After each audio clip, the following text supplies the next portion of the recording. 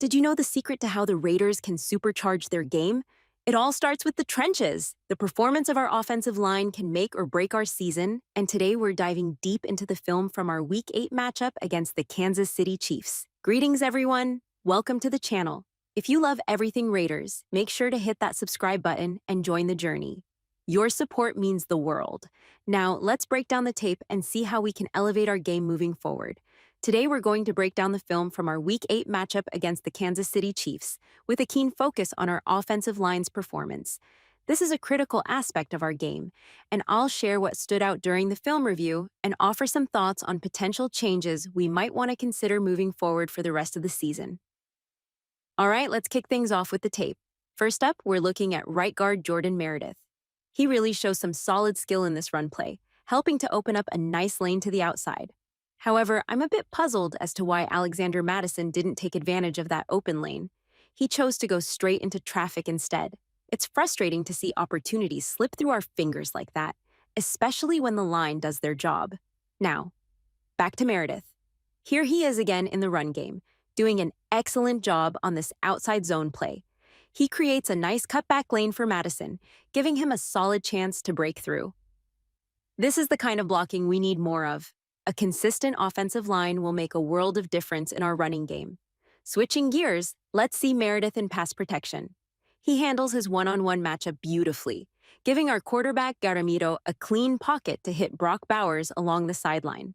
Good stuff here. It's plays like this that showcase the importance of solid offensive line play. The protection allows our QB to survey the field, find his target, and deliver the ball with confidence.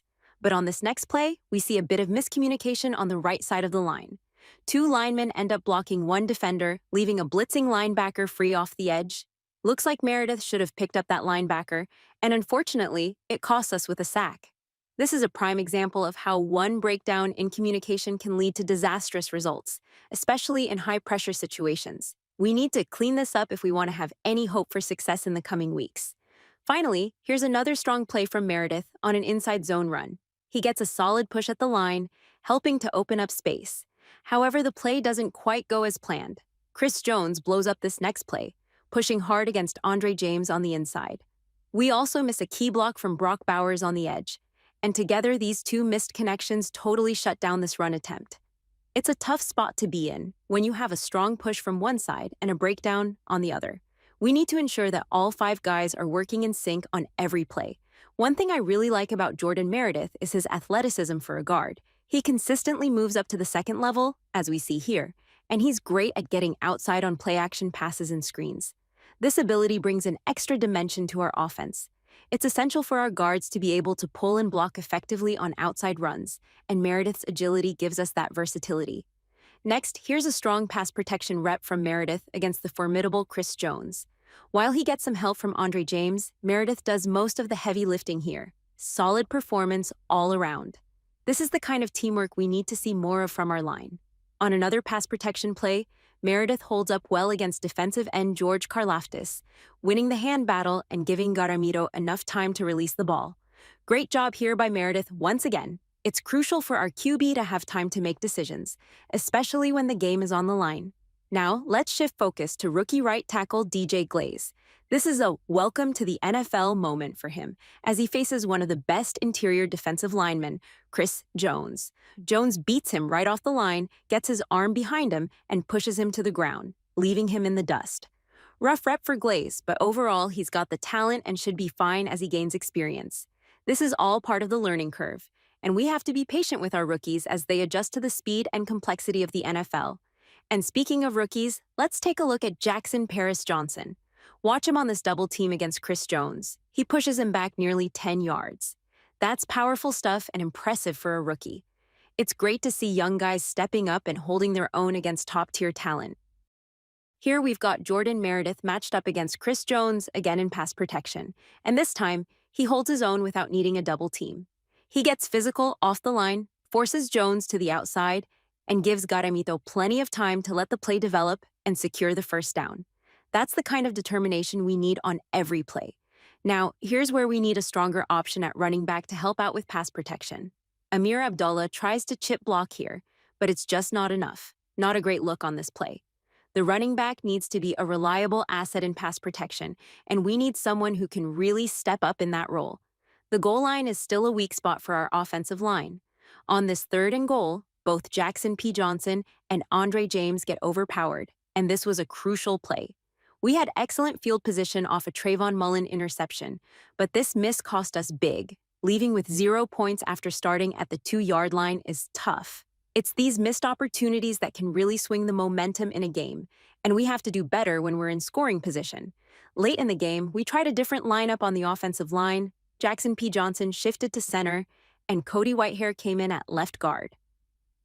Could this be a new approach the Raiders stick with moving forward? It's always interesting to see how coaching staff adapts and experiments with different lineups, especially in a season where we're looking for answers.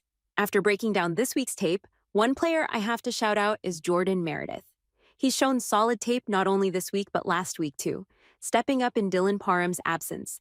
I used to see Meredith as a solid rotation player with versatility across the line, but with the way he's performed, he's definitely making a case for more starting reps.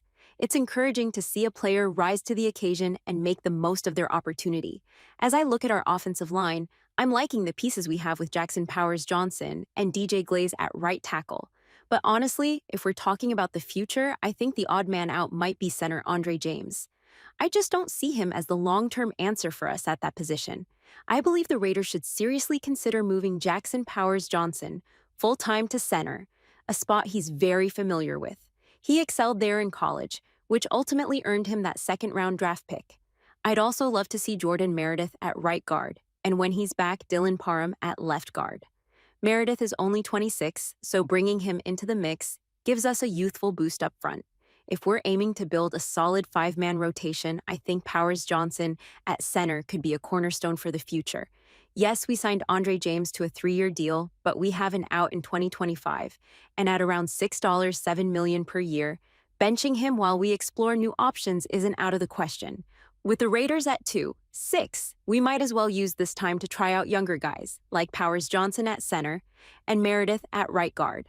Last week's game against the Chiefs was a tough test, and both Meredith and Powers Johnson held up well against a challenging defensive line, showing potential for even more improvement. So why not let these young guys develop now?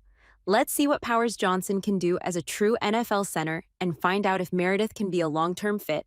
Raider Nation, I'd love to hear your thoughts on this. Should we go younger on the offensive line? Drop your comments down below. Now, let's shift gears and talk about Paris Johnson. The Raiders have been working to find the best combination up front, and we're seeing Paris Johnson shine at center. Originally, the plan was for Andre James to keep his role at center after we drafted Paris, but things changed. Johnson got his chance against the Kansas City Chiefs when James went down, and he absolutely delivered. Let's break it down. Paris Johnson's performance wasn't just good, it was outstanding. The way he read the Chiefs' blitzes, stayed physical, and protected the pocket was exactly what this line needed. Watching him, it's clear he's got the skills and mental sharpness to be a top 5 center in the NFL. In just 14 snaps, he gave the Raiders' offensive line stability, making sure our quarterback stayed clean and the line moved efficiently. Even though he's new to the center role, Johnson handled the Chiefs' defensive schemes like a pro, quickly adjusting to blitzes and handling tough matchups, including one against Chiefs linebacker Nick Bolton.